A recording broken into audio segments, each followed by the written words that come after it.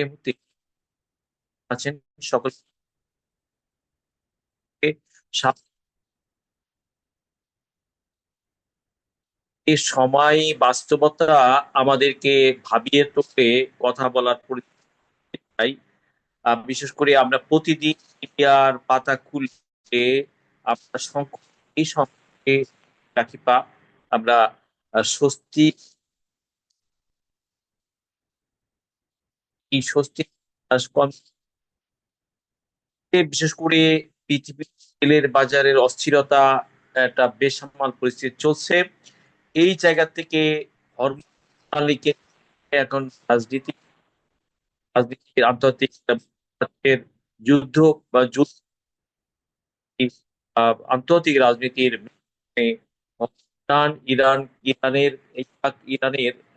ইরানের বিপরীতে আমরা দেখতে পাচ্ছি আমেরিকা আমেরিকা চাইছে তার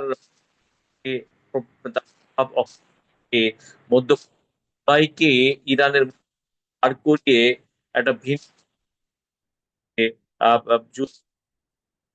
আগামী দিনের মধ্যে রাজনীতি এবং এই জায়গাতে আমেরিকা তার অনুকূলে রেখেছিল। একটা প্রয়াস সে চালিয়ে যাচ্ছে। এই বাস্তবতায় আমরা যখন আহ, আছি জায়গাতে আমি কিছুক্ষণ বাস্তবতাতে এবং আজকে আমরা ওয়ার্ল্ডের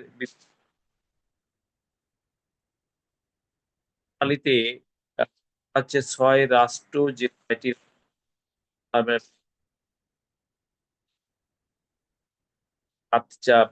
তার মধ্যে কাতার, বাহরাইন তাদের খাদ্য আবার তাদের তেল মধ্য এক্সপোর্ট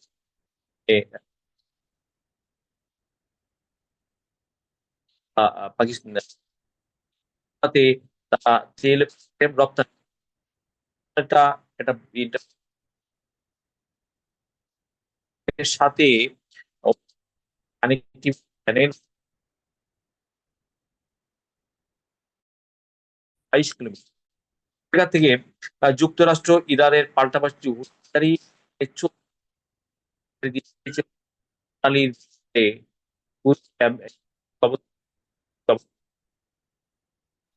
হরমুজ প্রণালী এখন আমার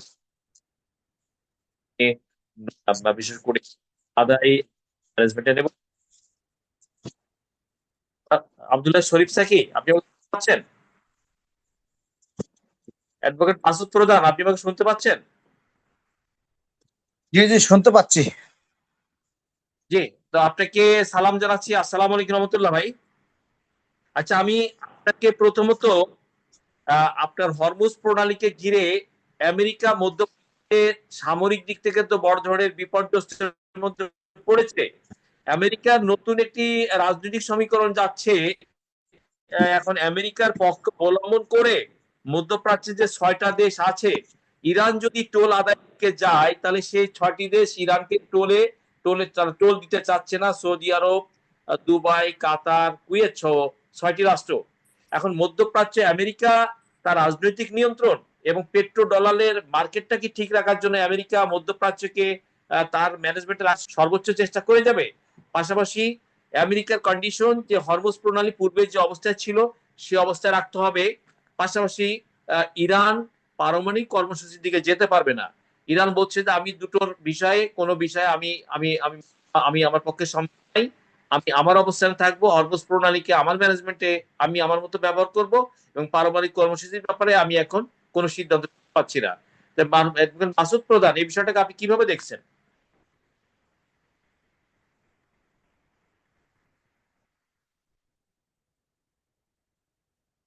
হ্যালো,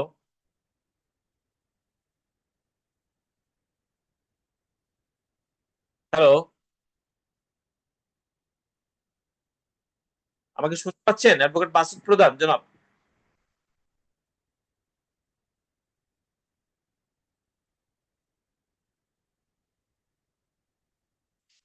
দর্শকবৃন্দ, আমি চেষ্টা করছি ওনাকে পাওয়ার জন্য, এবং এই যে হরমুজ প্রণালী কে ঘিরে আমরা আবার নতুন একটা বিতর্ক সৃষ্টি হয়েছে। আমেরিকার কন্ডিশন দিয়ে রেখেছে যে হরমুজ প্রণালীকে ফ্রি করে দিতে হবে, এখানে টোল আদায় প্রক্রিয়া চলবে না, এবং ইরানকে কোনোভাবেই পারমাণবিক কর্মসূচির দিকে তারা হাত বাড়াতে দিবে না। এবং পাশাপাশি মধ্যপ্রাচ্যের 6টি দেশ তারা অলরেডি সিগন্যাল দিচ্ছে যে আমরা এখানে কোনোভাবেই আমরা ইরানকে আমরা টোল না। আন্তর্জাতিক নিরাপত্তার রীতি আছে যে কোন রাষ্ট্রের থাকে, সে আন্তর্জাতিক আইন অনুযায়ী সেখানে যদি আন্তর্জাতিক স্বার্থ সেখানে সংশ্লিষ্ট থাকে, সেই স্বার্থ সংশ্লিষ্ট বিষয়গুলো সেখানে মানে রেখে যারা এখানে আইন চাপিয়ে দেওয়া যাবে না। অ্যাডভোকেট মাসুদ প্রধান, আপনি শুনতে পাচ্ছেন? হ্যালো, হ্যালো, আপনি আবার তাহলে কানেক্ট হন। হ্যালো,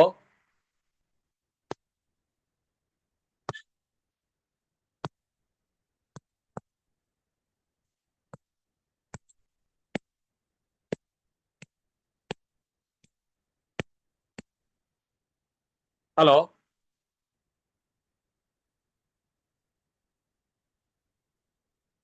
দর্শক বিন্দু, এই পরিস্থিতির মধ্যে চলছে এবং একটা টেনশনের মধ্যে আছে, অস্থিরতার মধ্যে আছে ভাবে। পাশাপাশি আমাদের বাংলাদেশের পরিস্থিতি এখন স্বাভাবিক। অলরেডি তেল আর পেট্রোলিয়াম আমদানি একটা আসছে, তেল আর পেট্রোলিয়াম আসছে। এই যে আসছে সে স্বাভাবিক আছে পেট্রোল। পাশাপাশি আমরা দেখতে পাচ্ছি যে আজকে এখন গভর্নমেন্ট শিক্ষা ব্যবস্থাকে নেওয়ার জন্য তাই বিনামূল্যে এখন থেকে প্রাইমারি স্কুলের শিক্ষার্থীরা পাবেন স্কুল ড্রেস, ব্যাগ, জুতা, এবং সেই জায়গা থেকে প্রাইভেট প্রতিষ্ঠান, কর্পোরেট প্রতিষ্ঠান এখানে পার্টনারশিপে এই জায়গাতে রাখবেন। তো ঠিক আছে, শিক্ষাকে আধুনিকায়ন করার জন্য প্রাইভেট সেক্টরে জন্য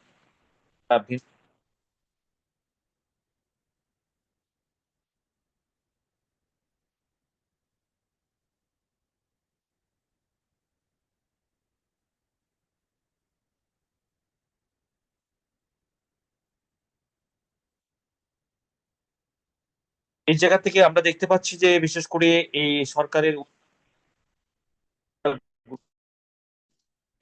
আপনার সরকার এই এখানে এগিয়ে এসেছেন। এটা পজিটিভ একটা। তাই আমি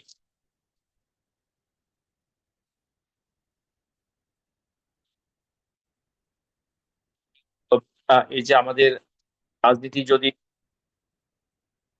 রাজনীতি হয় এবং সেই রাজনীতির ধারায়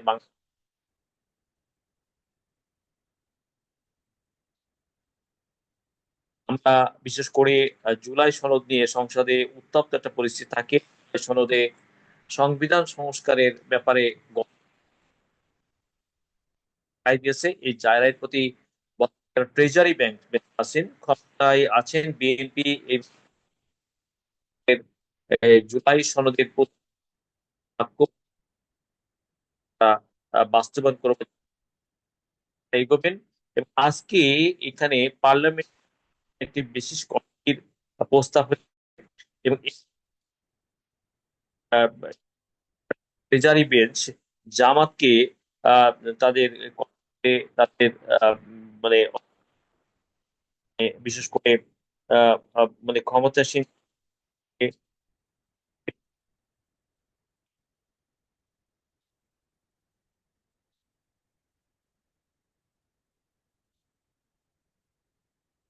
5 জন বিরোধী সিদ্ধান্ত সমর্থন দিয়েছে, কিন্তু এই সেই সিদ্ধান্তে 5 জন যে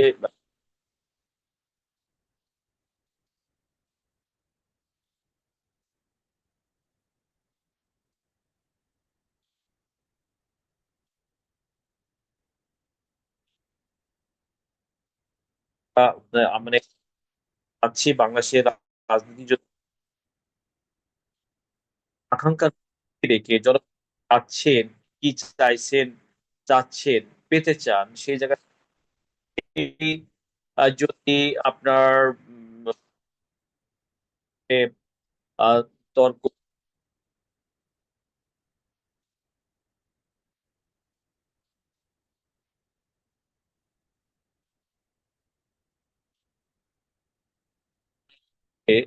সঙ্গে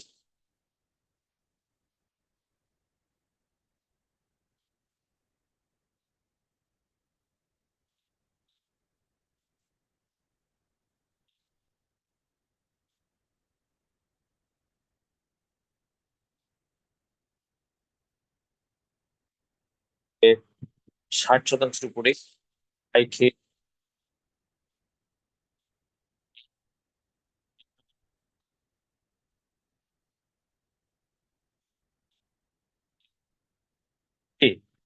জনাব আব্দুল আলিম, আপনি আমাকে শুনতে পাচ্ছেন? শুনতে পাচ্ছি, কিন্তু আপনার সাউন্ড সুন্দর নাই। আপনার সাউন্ড সুন্দর নাই, মাঝে মাঝে কাটা কাটা। আচ্ছা। ও, কাটা কাটা হচ্ছে। হ্যাঁ, মাঝে মাঝে। এখন শুনতে পাচ্ছেন? হ্যাঁ, শোনা যাচ্ছে, কিন্তু মাঝে মাঝে কাটা কাটা। আপনি আপনি কিছু বলুন। আমি আজকে হরমুজ প্রণালীকে ঘিরে মধ্যপ্রাচ্যের আপনার 6টা দেশ, ইরান যদি টোল বসায়, তারা টোল দিতে চাচ্ছে না। সৌদি আরব, কাতার, ওমান, দুবাই, কুয়েত সহ। এবং তারা আমেরিকার যে প্রস্তাব, আমেরিকার যে সিদ্ধান্ত, সেই সিদ্ধান্তকে স্বাগত জানাচ্ছে, আমেরিকার অনুকূলে তারা অবস্থান নিচ্ছেন মধ্যপ্রাচ্যের 6টি দেশ। পাশাপাশি ইরান বলতেছে হরমুজ প্রণালী নিয়ে আগে আমেরিকার সাথে রফাদফা হবে, হরমুজ প্রণালী ব্যাপারে একটা সিদ্ধান্ত হবে, তারপর দ্বিতীয়ত তার পারমাণবিক কর্মসূচির ব্যাপারে তারা আলোচনায় যাবে। এই যে এই বিষয়টা নিয়ে এখন উত্তেজনা পরিস্থিতি চলছে, এই উত্তেজনাটা আসলে, উত্তেজনার গতিটা কোন দিকে যেতে পারে ভবিষ্যতে? হরমুজ প্রণালীর ভূ রাজনীতি পরিস্থিতিটা, মধ্যপ্রাচ্য এবং আমেরিকার অবস্থানটা কোন দিকে যেতে পারে, এবং ইরানের অবস্থানটা কোন দিকে যেতে পারে, এই বিষয়টাকে আপনি কিভাবে দেখছেন? পাশাপাশি পশ্চিমবঙ্গের নির্বাচন, বিজেপি এবং তৃণমূল, বিজেপি এসআইয়ের নামে 90 লক্ষ মানুষকে সেখানে ভোট থেকে মাইনাস করছে। তারপর তৃণমূল আশা করছেন যে 90% ভোট পড়েছে, তৃণমূল আশা করছে তারা আবার সরকার গঠন করবে। এই দুইটা বিষয়ে আপনার অবজারভেশন কি, জনাব আব্দুল হালিম? ইরান আমেরিকার বিষয় হচ্ছে, হরমুজের বিষয় হচ্ছে যে হুম। এটা ইরানের কন্ট্রোল থাকা দরকার। কারণ ইরান হুম। অনেক অত্যাচারিত হয়েছে, একটা মুসলিম কান্ট্রি দরকার। হুম। পাশাপাশি আশেপাশে যারা মুসলিম কান্ট্রি আছে তাদেরও একটা হক আছে, তাদেরও একটা হক আছে। সুতরাং তাদের বিষয়টা একটু সহজ সরল ভাবে দেখাটা ইরানের উচিত, আমি যেটা মনে করি। আর যদি না দেখে তাহলে তো প্রতিবেশীর সাথে সে ভালো বিহেভ করলো না, হয়তো তারাও এক সময় এর প্রতিশোধ নেওয়ার জন্য আবার হয়তো চেষ্টা করবে। আর আমেরিকার আসলে উচিত না আর এখানে থাকা। আমেরিকা যত থাকবে এখানে তত গন্ডগোল হবে, তত যুদ্ধ বিগ্রহ বেঁধে থাকবে, মানুষ খুন হবে। এরা তো খুনি। আজকে ট্রাম্প তো একটা কথা বলছে, ট্রাম্প কিন্তু একটা কথা বলছে, কি চুপ থাকা নিয়ে যেন কি একটা কথা বলছে। হ্যাঁ, যে চুপ থাকবো না। আসলে ট্রাম্পরা তো কোনোদিনই চুপ ছিল না, কোনোদিনই থাকে নাই তারা। তারা হচ্ছে পর খানে আলা, পরের ওপর ভাগ বসা খাবে, এটা হচ্ছে তাদের আহ নৈতিকতা, এটা হচ্ছে তাদের নীতি। এভাবে তো কখনো কেউ মেনে নেয় না। একসময় না একসময় দেখবেন যে এটার জন্য একটা বড় কিছু দুর্ঘটনা ঘটবেই। আর যেমন আমেরিকা পারমাণবিক 17টা যেটা, ঘাঁটি, ছোট 17টা ঘাঁটি যত ক্ষতিগ্রস্ত হয়েছে, সে $5 ট্রিলিয়ন এখানে উঠাইতে চায়। আমেরিকা তো এখন পলিসি করে চাপে ফেলে 5-4 ট্রিলিয়ন সে তার ঘরে নিতে চাচ্ছে, কারণ তার সে ক্ষতিগ্রস্ত হয়েছে মধ্যপ্রাচ্যে আমেরিকা। এই ক্ষতির পূরণ তো সে উঠাতে চাইবে।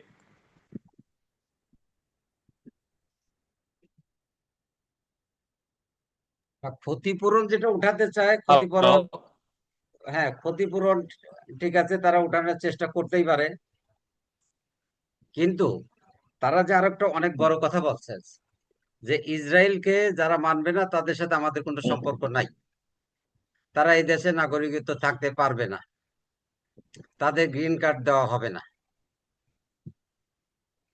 অনেক অনেক বড় বিষয় কিন্তু। আচ্ছা, ইসরায়েলকে কিন্তু পৃথিবীর এখন অনেক সেক্ষেত্রে রাষ্ট্রই অনেক লোকই মানে না।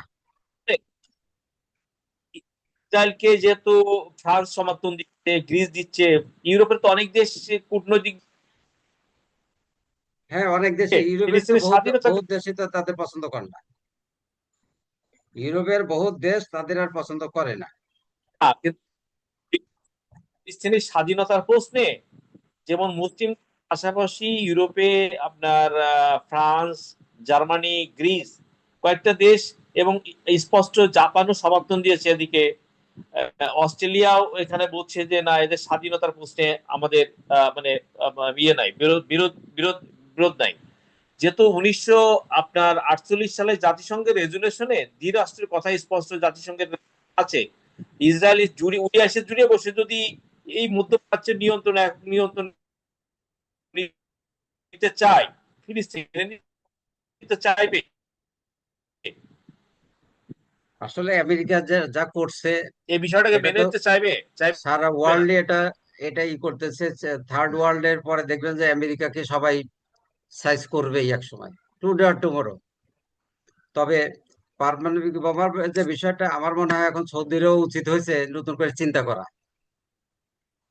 ওরা তো পারে, ওদের তো টাকার অভাব নাই, ওরা তো ইচ্ছা করলে পারে। মিডিল ইস্টের ম্যাক্সিমাম দেশে তো টাকার অভাব নেই, তারা ইচ্ছা করলে অনেক কিছু করতে পারে, কিন্তু তারা তো সেদিকে যাচ্ছে না এবং যাবে। জাপানও দেখবেন যে সামনে কিন্তু যাবে, পারমাণবিক বোমার চিন্তা করবে। জাপানও সেরকমই একটা আহ মানে সিমটম তৈরি হচ্ছে। আপনি আপনি তেলের তেলের যে সংস্থা ওপেক, ওপেক থেকে আহ, ইয়ে, আর আরব আমিরা আমাদের আরব আমিরাত তার মানে ওপেক তারা সিদ্ধান্ত এর ওপেক যে নিয়ন্ত্রণ করে তেলের সংস্থা, সেই জায়গা থেকেও একটা টানাপোড়েন দেখা দিয়েছে। না, এটা ওপেকটা যেহেতু তারা বের হয়ে গেছে, ওপেক মানে সেখানে তো তারা ডিসিশন নেওয়ার দরকার নাই, তারা চিন্তা করতেছে সবাই মিলে ডিসিশনটা আমরা আমাদের ব্যবসা করব। ওরা ওদের ব্যবসা নিয়ে চিন্তা করবে, ওরা ওদের। এখানে এখানে হঠাৎ করে দুবাই আরব আমিরাত সিদ্ধান্ত নেওয়ার কারণ নিশ্চয়ই তাদের স্বার্থের পরিস্থিতি, তেল বাণিজ্যে তাদের স্বার্থের থেকে আরব আমিরাত বেরিয়ে যাচ্ছে। বেরিয়ে যাচ্ছে, তাদের যে একটা কোটা আছে, কোটার থেকে তারা বেশি দেবে।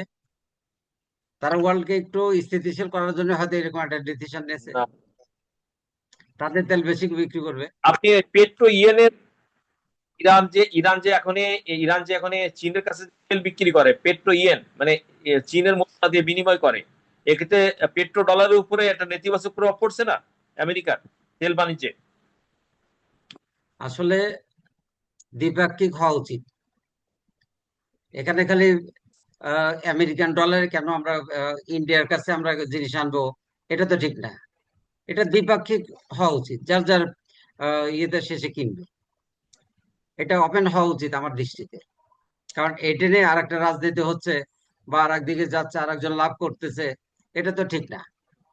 দ্বিপাক্ষিক হওয়া উচিত, যার যার নিজস্ব মুদ্রা শেষে কেনা বেচা করবে, এটা হওয়া উচিত। বাট এটা এটা হচ্ছে না, কারণ অনেক সময় দেখা যাচ্ছে বৃহত্তর কোথাও থেকে আনতে গেলে অনেকে ডলার চিন্তা করে, এই জন্য হচ্ছে। বাট দ্বিপাক্ষিক ডলার দিয়ে জিনিসপত্র ক্রয় বিক্রয় হওয়া উচিত, হয়তো একসময় আচ্ছা, তাই হবে। দুই আর মাস আস্তে আস্তে আস্তে আস্তে এখন যেটা হচ্ছে, তো সেটা সেটা শোনেন। হ্যাঁ, সেটা হচ্ছে যে এই যে ক্রিপ্টোকারেন্সি, বলেন। অনেকেই কিন্তু এখন ক্রিপ্টোকারেন্সি দিয়ে কাজ করতেছে। আজ আমেরিকা কিন্তু অনেকগুলো 50,000 না কত যেন ক্রিপ্টোকারেন্সি আহ বাজেয়াপ্ত করে দিয়েছে, কার কার যেন কাদের। আমি পুরো জিনিসটা দেখি নাই, কিন্তু ক্রিপ্টোকারেন্সি হচ্ছে, ক্রিপ্টোকারেন্সির মাধ্যমে ক্রয় কেনা বেচা করবে মানুষ।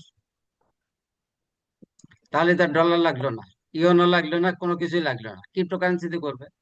আমাদের দেশে হয়তো ক্রিপ্টোকারেন্সিটা বন্ধ আছে। আমাদের ওই দিন সংসদে এটা নিয়ে আলোচনা করছে একজন এমপি, যে এখন আসলে ক্রিপ্টোকারেন্সিটা এই দেশে ইউজ করার যায় কিনা সেটা একটু ভেবে দেখা লাগবে। তারপরে বাংলাদেশ ব্যাংকও সেটা নিয়ে চিন্তা ভাবনা করতেছে। হ্যাঁ, আর তারাও বলছে যে কাগজের টাকার কত হতে হবে, কাগজের টাকার বাইরেও ডিজিটাল নোট ইউজ করার ব্যাপারে তারা চিন্তা ভাবনা করতেছে। যদি ডিজিটাল নোট ইউজ করে, ক্রিপ্টোকারেন্সি ইউজ করে, তখন আলটিমেটলি ডলারের এটা কমে আসবে। ডলার টুডে টুমোরো দেখবেন যে কমবেই, এটা ওইভাবে তো থাকবে না। যেহেতু এখন মানুষ দেখছি যে যারা, একটা ট্রেড বিশ্ব হচ্ছে সেক্ষেত্রে, আচ্ছা আমি আপনাদের দেখতে পাচ্ছি দেখেন মূল্যস্ফীতির চাপ কিন্তু বাংলাদেশে বেড়ে গেছে, মূল্যস্ফীতি 10-এর উপর চলে গেছে, এবং যে জন্য মূল্যস্ফীতির কারণে জ্বালানির দামটাও এই যে বাড়তি জায়গায় চলে গেছে না এই না, বিশেষ করে। মূল্যস্ফীতি ওই কারণে হয় নাই, বাংলাদেশ ব্যাংক থেকে 2-3 বারে টাকা তৈরি করা হয়েছে।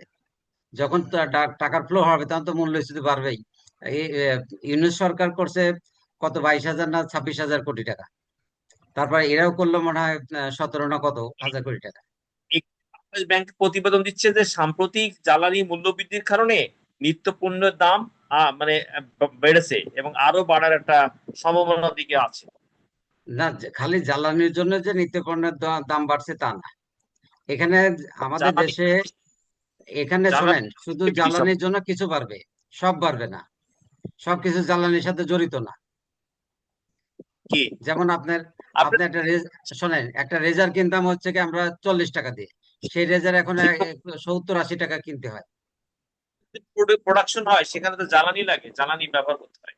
সবকিছুতে জ্বালানি লাগে না, সবকিছুতে জ্বালানির সাথে সবকিছু ই না, সব। আর সেখানে জ্বালানি লাগে না, এখন সেখানে লাগে হচ্ছে গ্যাস, কোনো জ্বালানি লাগে না। এই এই পেট্রোল অকটেন দিয়ে এগুলো কোনো কারখানা চলে না, সেখানে গ্যাস দিয়ে চলে। এগুলা বাজার স্থিতিশীল করার যাদের দায়িত্ব, তারা মোটেও সচেতন না, তারা, তাদের যোগ্যতা নিয়ে প্রশ্ন আছে। আমরা দেখি না যে তাদের কোনো মনিটরিং আছে, কোনো মনিটরিং নাই। দ্রব্যমূল্য নিয়ন্ত্রণ করতে হলে root level, top to bottom monitoring লাগবে। মনিটরিং কে করে? যা দুই একজন করে, যারা, তারা হচ্ছে টিকটক কোম্পানি। তাদেরকে টিকটক কোম্পানি, আমরা বলি যে টিকটক কোম্পানি ওই যে গেছে, এক দোকান দুই দোকান করবে, টিকটক করবে, ওখান থেকে একটা টাকা নিচ্ছে, পাশাপাশি টিকটকে টাকা ইনকামের জন্য তারা যায়। তারা কি বাজার মনিটর করতে যায়? ভোক্তা অধিকার অধিদপ্তর করছে না একটা ভোক্তা অধিকার, ও ভোক্তা ওই অধিকার একটা আলাদা। ভোক্তার অধিকারের যে লোকটা, ওই যে ডিসি হলো, তারপর আরেকজন হলো, এসবই হচ্ছে টিকটক কোম্পানি।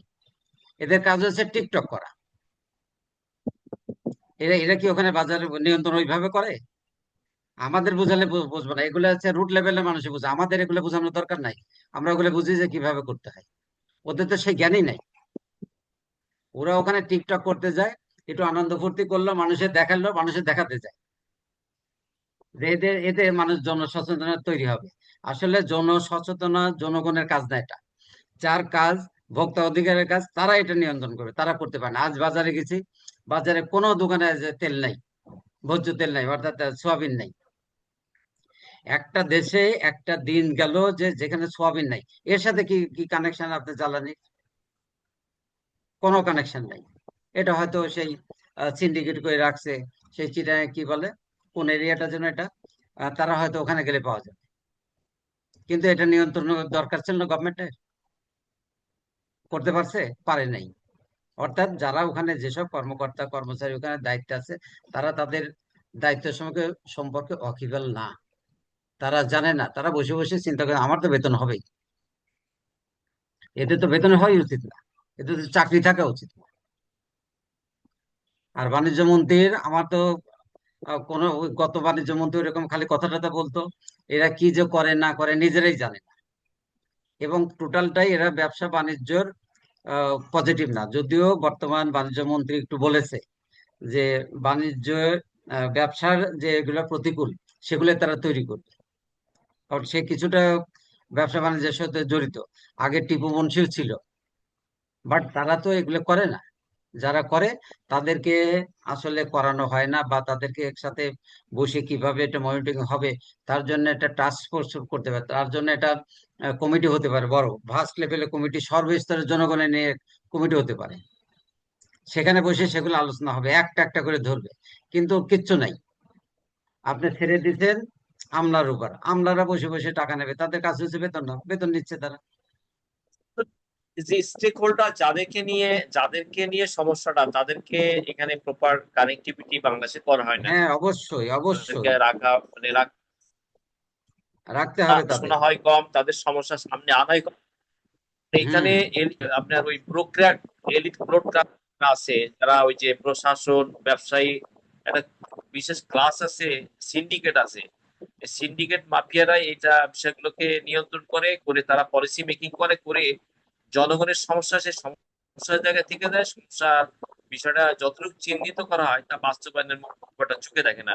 আচ্ছা, আর পাশাপাশি আপনার পশ্চিমবঙ্গেই, আপনি পশ্চিমবঙ্গের ইলেকশনটা কিভাবে দেখছেন? বিজেপি কিন্তু অনেক ভাবে পলিসি করতেছে, এসআর এর নামে 90 লাখ মানুষের ভোটার থেকে বঞ্চিত করছে। সেখানে মমতা 30 লাখ ভোটার সেভ করছে।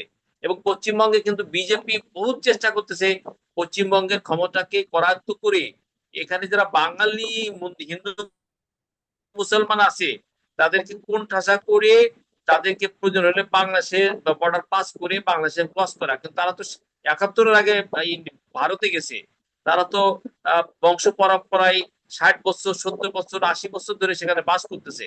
60 বছর, 70 বছর ধরে যে মানুষগুলো ওখানে এখন স্থায়ী। বিজেপি তাদেরকে আপনার রোহিঙ্গা বা বাংলাদেশ থেকে গেছে এই ধরনের নানান ধরনের ট্যাগ দিয়ে, মানে বিজেপি নোংরা রাজনীতি করে 90 লাখ মানুষকে ভোটার এসআর নামে ভোটের বাইরে দিয়ে দিছে। হ্যাঁ, এবং এখানে বিজেপি যদি এই 9-6 করে প্রশাসন, কেন্দ্রীয় বাহিনী ব্যবহার করে এই তৃণমূলকে হটায়, ক্ষমতা থেকে হটাতে পারে, তাহলে যারা বাঙালি আছে তাদের দুর্ভোগ কি বাড়বে এবং বাঙালি কমিউনিটি কি তারা বড় ধরনের কোণঠাসা হতে পারে পশ্চিমবঙ্গে? জনাব আব্দুল আলিম। বাঙালি তো পুরা ভারতবর্ষেই এক সাইড হয়ে গেছে। দিল্লিতে আগে বাঙালি ছিল 40%, এখন আপনার সেটা মনে হয় 12-13%-এ চলে আসছে। বাঙালিরা তো বহুত আগেতেই সাইড হয়ে আছে। আর বাঙালিকে সাইড করার জন্যই তো দুইটা বেঙ্গলকে আলাদা করা হয়েছে তাদের স্বার্থে। এই কথাটা মমতা নিজেও স্বীকার করছে, নিজে বলছে তার মুখের কথা। তা আলাদা করছে, এটাকে বাঙালিকে তো এটা করার জন্যই করছে, তাদের দমন নিপীড়ন এখানে হচ্ছেই। পাশাপাশি পশ্চিমবঙ্গে মুসলমানদের যে নাজেহাল করা, এটা তো নতুন কিছু না। এটা তো আমরা তো অনেক ক্ষেত্রেই দেখি। যদিও কথাটা ধর্মীয় চলে আসে, কিন্তু ধর্মের জন্য কাউকে নিপীড়ন নির্যাতন করা, এটা তো মেনে নেওয়া যায় না, মানার কথা না হ্যাঁ, তাদের। কিন্তু আপনার আর এই যে এসআইআর শুনে, এসআইআর 60 লাখ হিন্দুকে লেস করছে 30 লাখ মুসলমান। মুসলমান হচ্ছে অর্ধেক, কিন্তু তারা তো সেখানকার নাগরিক এবং সেখানে স্থায়ী বসবাস করে। তাদের যদি ভোটার লিস্ট থেকে মাইনাস করা যায় তাহলে আবার এরপরে এনআরসি নিয়ে আসবে, এখন দেখাবে যে তোমরা এক্ষেত্রে এক্ষেত্রে তারা তালিকা, ইলেকশন করতে, না না, তারা তোমরা ইলেকশন করতে দিল কেন? তারা তো এটা ভারত নিয়ে না। কোর্ট, প্রত্যেকেই উচিত ছিল কোর্টে এটা হ্যাঙ্গিং করা এবং এই পুরো ইলেকশনটা স্তব্ধ করে দেওয়া, যে এটা মীমাংসা না হওয়া পর্যন্ত এই ইলেকশন হবে না। কিন্তু তারা যদি সচেতন না হয়, তারা যদি তাদেরটা না বুঝে, আপনি আমি সমালোচনা করি, আলোচনা করি, ভালো বলি, খারাপ বলি, তাতে কিছু আসে যায় যায় না। আর যেহেতু একটা রাজনৈতিক দল হচ্ছে বিজেপি, বিজেপি তার জন্য তাকে, তার লোককে প্রতিষ্ঠিত করার জন্য যা যা করে তাই করতেছে। মমতা কেন করে নাই? মমতা তার মমতার মতো লোকজন করে। সে ক্ষমতাকে তার অনুকূলে নিতে চায়, ক্ষমতার মস্তক সে হ্যাঁ, দখল করতে তার চায়। অনুকূলে ক্ষমতার নিতে মস্তক চায়। দখল করার জন্য হুম। বিশেষ বাহিনী ব্যবহার করতে চায়। যারা ধরেন এখানে এখানে যারা 71-এর পরে বিনিময় করে গেছে, মুসলিম বা হিন্দু, বাংলাদেশের, তারা তো হুম। সেখানকার ভারতের নাগরিক। সেরা নাগরিক হিসাবে পশ্চিমবঙ্গের বিভিন্ন জেলাতে তারা বাস করছে। তাদের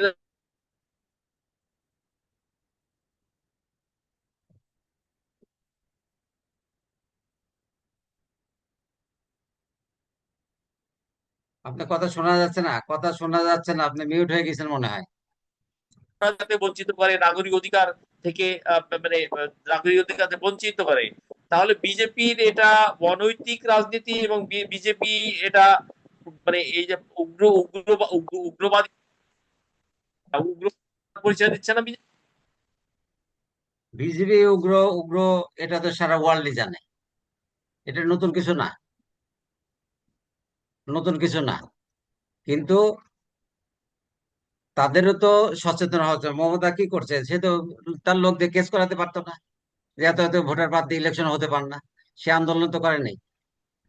করেছে 90 লাখ থেকে 30 লাখ সে সেভ করছে, 30 লাখ ভোটার থেকে সেভ করছে, আর 60 লাখ ভোটারদের সেভ করতে পারেনি এখনো। না, একটা ভোটার কেন একজন বাদ দিয়ে কেন ইলেকশন করবে তারা? কেন তারা শিকার সরকার গেল? তো চালাই যাচ্ছে, লড়াই সে চালাই যাচ্ছে। এটা এটাকে টোটালটাই স্টপ করা উচিত ছিল, কোর্টের মাধ্যমে যে স্টপ থাকবে। কারণ এখানে ভোটারদের নিরাপত্তা নাই, ভোটারদেরকে যখন খুশি যেভাবে খুশি তাদের ভোটার বানানো হচ্ছে, তাদের বাদ দেওয়া হচ্ছে। এটা তো সুস্থ আহ, লোকের কাজ না, সুস্থ রাজনৈতিক ধারা না এটা। সুস্থ রাজনৈতিক ধারা যদি করতে হয়, সুন্দর ভোট করতে হয়, তাহলে সবার নিয়েই করতে হবে। ইতিপূর্বে একজন ভোটার ছিলেন, এখন হুট করে তাকে আপনাকে কেটে দেবেন, এটা তো হতে পারে না। আর আরেকটা জিনিস আপনাকে বলি, বাংলাদেশে রোহিঙ্গারাও কয় বছর হইলো, 10-12 বছর হয়ে গেল। আর 15 বছর গেলে তাদেরকে ভোটার বানাতে হবে আপনাদের। তারাও কিন্তু তো ভোটার আসা হবে। শুরু হয়েছে, রোহিঙ্গা আসা শুরু হয়েছে 78 সালে, প্রথম আসছিল 30,000, সেখান হুম। থেকে 10,000 গিয়েছিল। রোহিঙ্গা ছিল 24 লাখ, সেখানে চলে আসছে 22 লাখ। এখন এই বাংলাদেশের ঘাড়ে এখানে আসছে আপনার অলরেডি এই বছরে আরো 2 লাখ এখানে, বাংলাদেশের ঘাড়ে এখন 13 লাখ রোহিঙ্গার অবস্থান। সেক্ষেত্রে এটার জন্য যে বাঙালি দায়ী, আমরা দায়ী, আমাদের আমাদের লোকজন দায়ী। আমাদের আমাদের মন মানসিকতা অনেক বড়, আমরা দেখি। 78 সালে যখন আসা শুরু হয়েছে, রোহিঙ্গা সব চলে আসছে। এখন যারা রোহিঙ্গারা জাল পাসপোর্ট বাড়ায় বাইরে চলে গেছে তারা চলে গেছে। এখন 13 লাখ রোহিঙ্গারা তো এখানে স্থায়ী আসন গেড়েছে, এবং এটা ওই এরিয়াটাই, ওই যে এলাকা আছে ওইটা আলাদা স্টেট রাষ্ট্র হিসাবে তারা একসময় দেখবে এটা আমাদের বাপার স্টেট, ইসরায়েলের হ্যাঁ, মতো ইসরায়েলের মতো। এটা তো ইসরায়েল বানা স্টেট ফেলছে। খুঁজে। শুধু তাই নয়, ওই 303, 7.62 রাইফেল ওদের কাছে আছে। খুঁজে দেখেন, ওদের অনেক পাওয়া যাবে। এটা এটা হালকা সাম্প্রতিক করে দেখা উচিত না এখন আর। হালকা করে রোহিঙ্গা তো পড়া, বাংলাদেশের 20 পড়া, এই 20 পড়া আপনি অপারেশন করতে পারবেন না। এই 13 লাখ জনগোষ্ঠীকে আপনি বারবার তো ওদের নাগরিক হিসাবে ফেরত নিতে চায় না, বারবা তাদের রিফিউজি হিসাবে ফেরত নিতে চায়। যে রিফিউজি হিসাবে আসবে, এখানে রিফিউজি আছে, এই রিফিউজি ওখানে গেলে রিফিউজি হিসাবে যাবে। তোরা বলছে আমরা এখানে রিফিউজি আছি, এখানে ভালো আছি, রেশনিং পাচ্ছি, এখানে স্বাধীনভাবে বসবাস করতেছি, এখান থেকে জাল পাসপোর্ট নিয়ে বাইরেও চলে যেতে পারছি, এখানেই আপনি আমরা ভালো রেশন আছি দেন ভাই কেন? এখানে। আপনার রেশনকে সাপোর্ট করেন কেন? ওরা যদি না করে, ওরা যদি না চায়, আমার আমার ভিতরে আমি বসপিরা কেন রাখবো? না না, একজনের সিম্পিতি এখানে একদিন করা যায়, 2 দিন করা, কন্টিনিউয়াস সিম্পিতি করা যায়।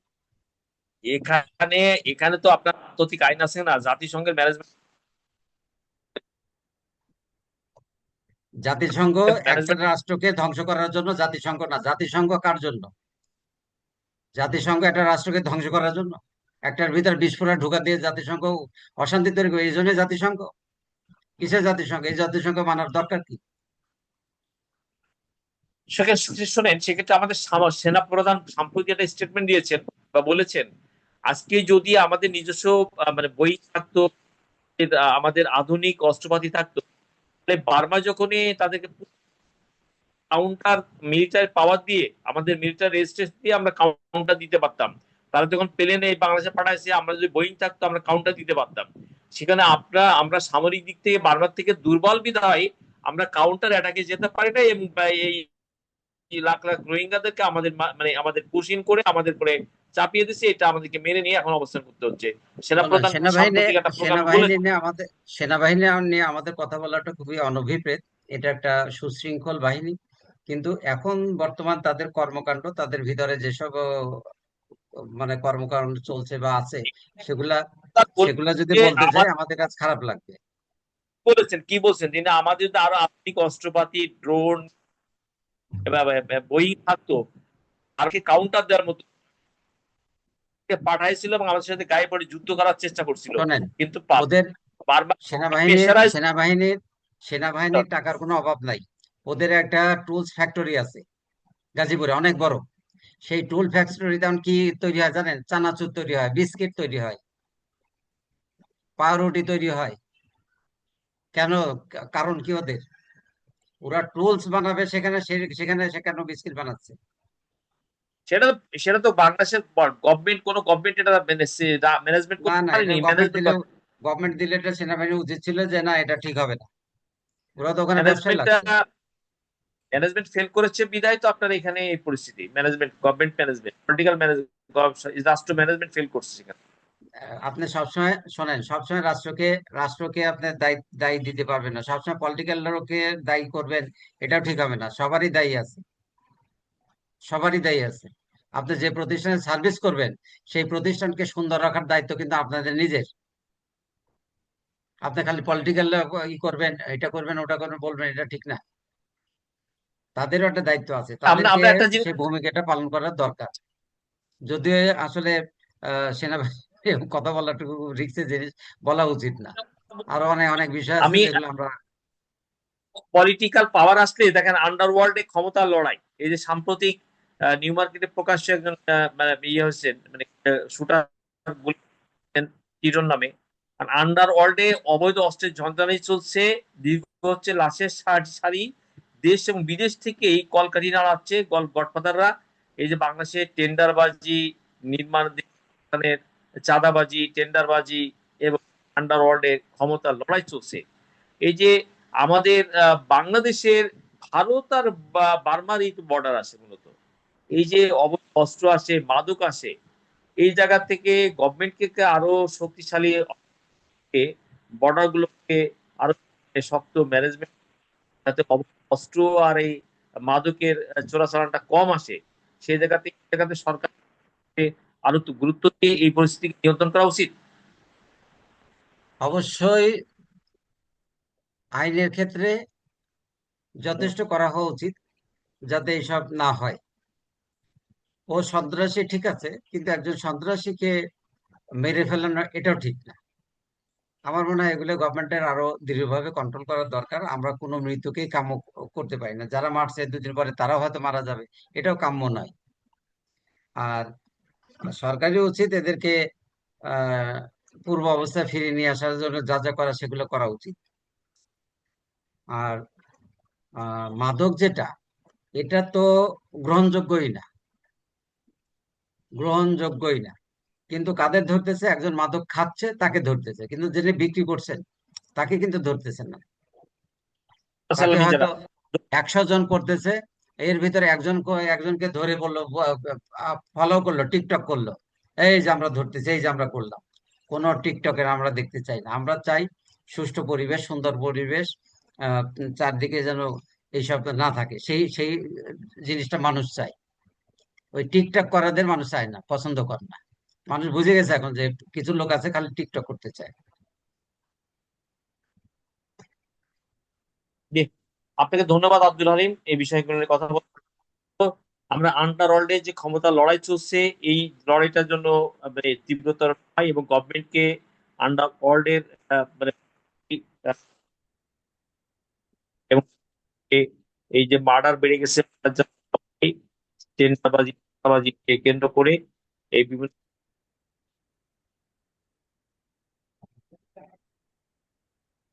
যাই হোক, এই আপনাকে ধন্যবাদ। সময় সময় নাই, আপনাকে ধন্যবাদ। আর আজকে প্রোগ্রাম আমার মনে হয় আহ, শেষ করার দরকার। আপনি সমাপ্ত করে দেন আর কি। জি, আপনাকে ধন্যবাদ। আগামীতে আমার ভিন্ন কোনো দর্শক বিন্দু, আমাদের এই প্রোগ্রামের বিষয়গুলো আপনারা কমেন্টস করবেন। আপনাদের কমেন্টস এবং মন্তব্য নিয়ে আমরা আপনাদের সামনে উপস্থিত হবো। আপনারা আমাদের 24 ডিজিটাল নিউজের সঙ্গে